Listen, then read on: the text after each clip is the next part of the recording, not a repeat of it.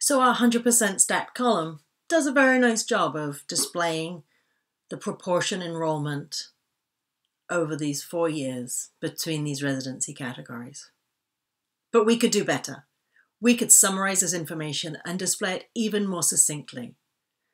The driving question here is, what is the change in proportion enrollment between 2011 and 2014?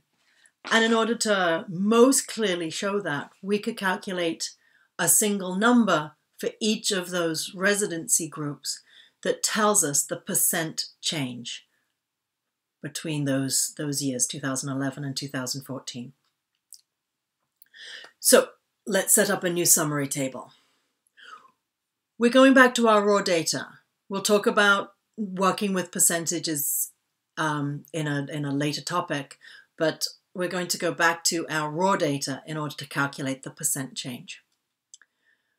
I'm going to go ahead and copy the data for 2011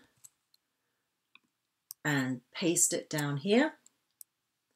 I'm going to go and get the data for 2014 and paste it right there.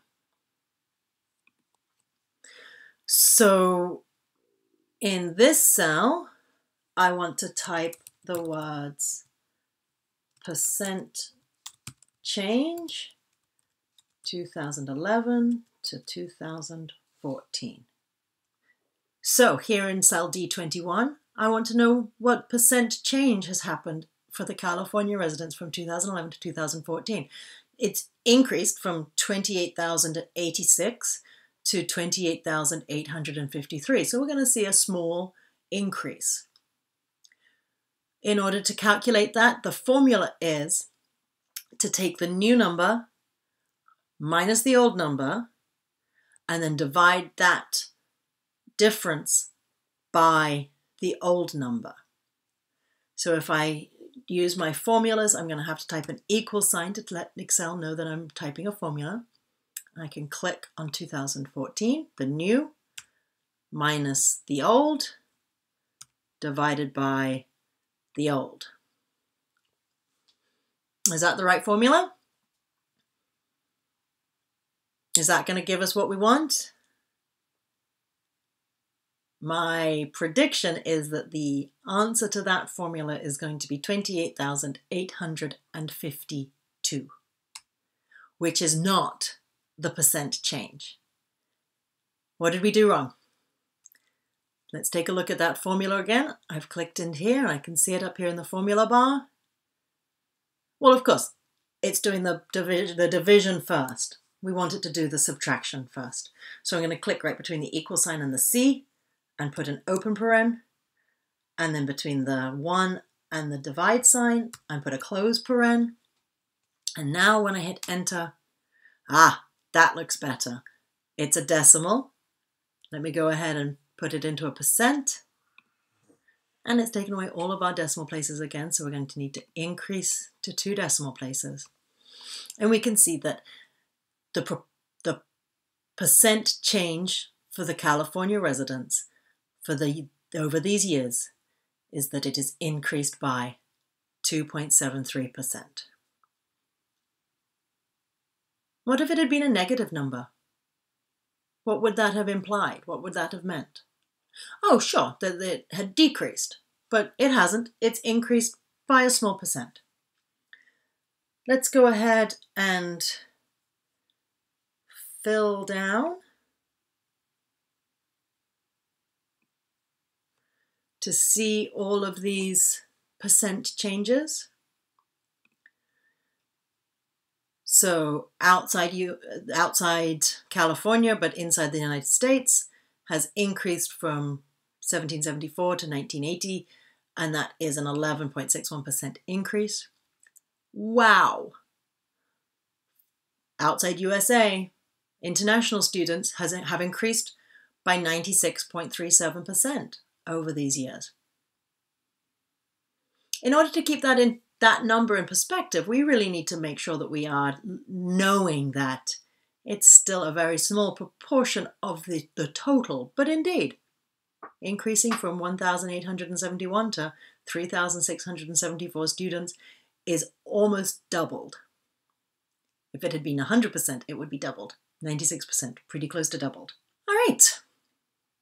How are we going to visualize this information?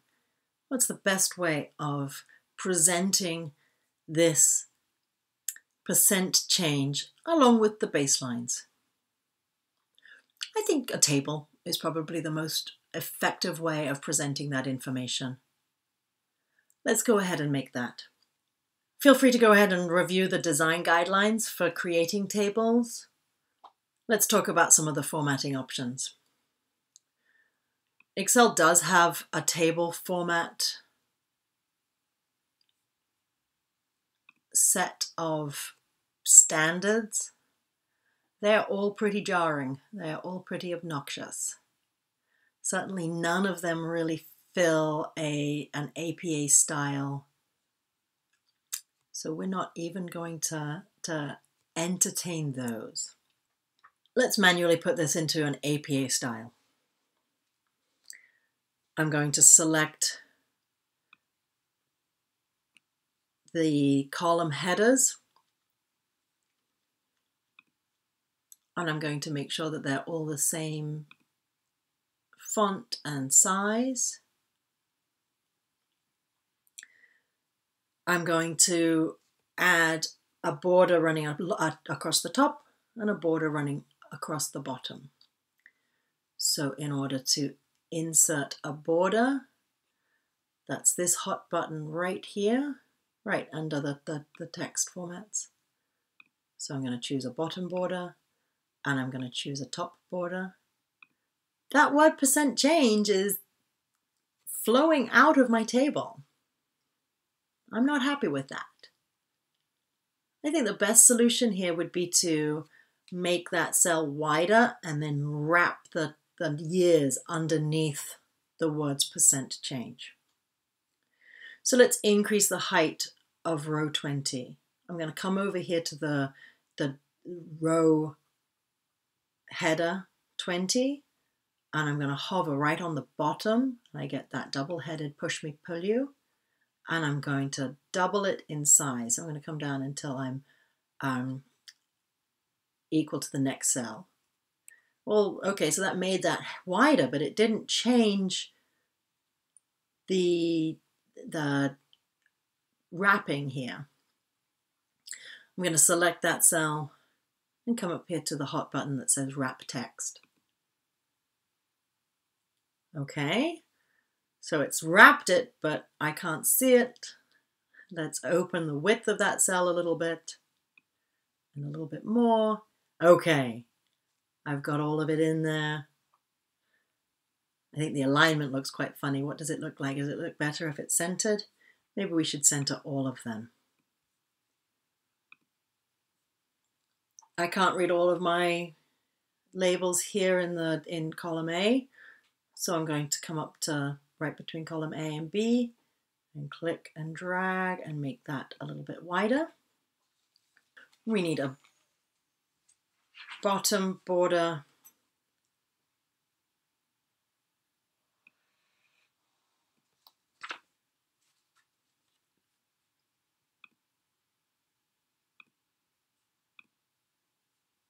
Oh, this cell seems to have missed its borders. Let's give it a top and a bottom border.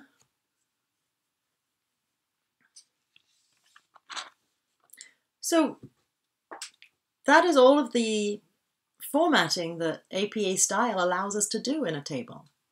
We add very thin borders around the headers and at the bottom of the table. And for the most part, that's fine. I think we want to just make sure that we've got the same text size inside here. So let's put it all onto the same text size.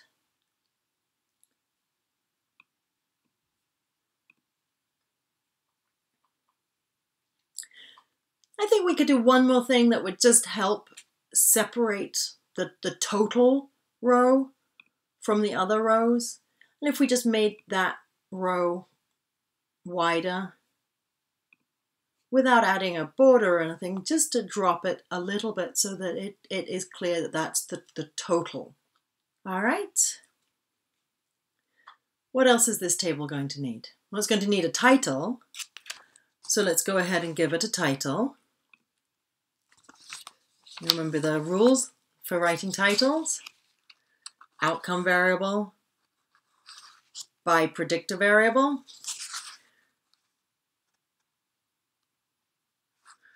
So let's see, we've got the enrollment and the percent change. So let's say it says UC Davis enrollment and percent change by residency. That title needs to be in italics. So if I just click to select it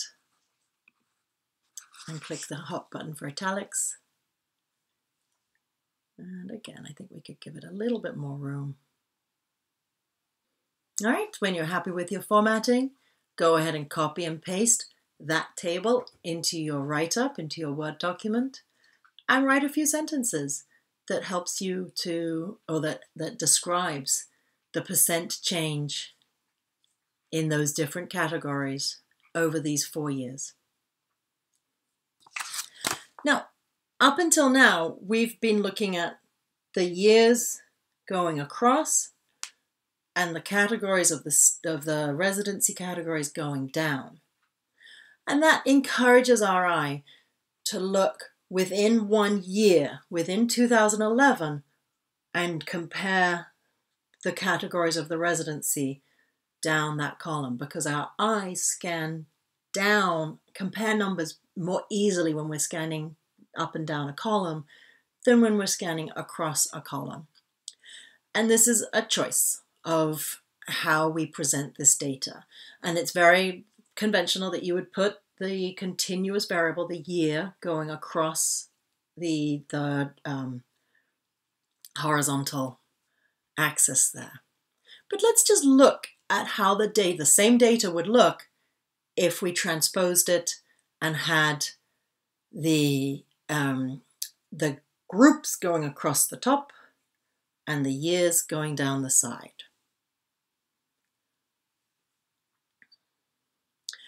I'm going to go back to just our raw data. And I'm going to copy those titles. Now, I want to paste them, but if I just do paste, they'll just go down again. I want to paste them going across. Let's see what our options are under the Edit pull-down menu and Paste Special.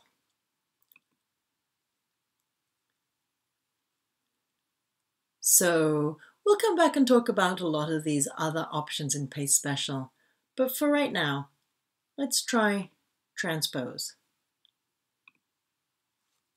Ta-da! Let's see if it works the other way.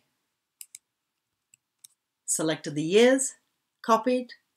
I'm going to want them to go down here in the G. I go back up to Edit, Paste Special, and choose Transpose. Magic. All right.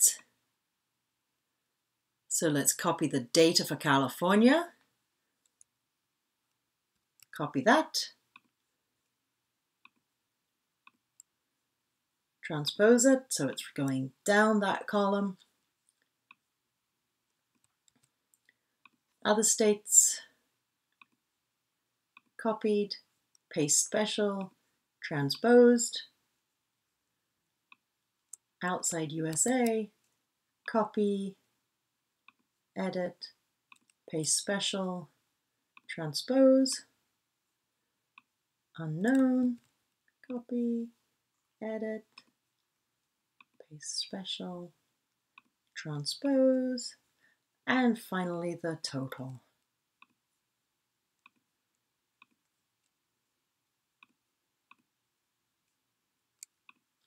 Same data, displayed in a different format. And I hope that you can see that as your eye glances down, you're able to really very easily and clearly and quickly compare those numbers in a way that is quite hard to do when you're glancing across. So depending on the story that you're telling, you can choose which way to orient your table. This orientation makes it far easier to look across one group across the years, whereas this orientation makes it far easier to compare within the year the difference between the groups.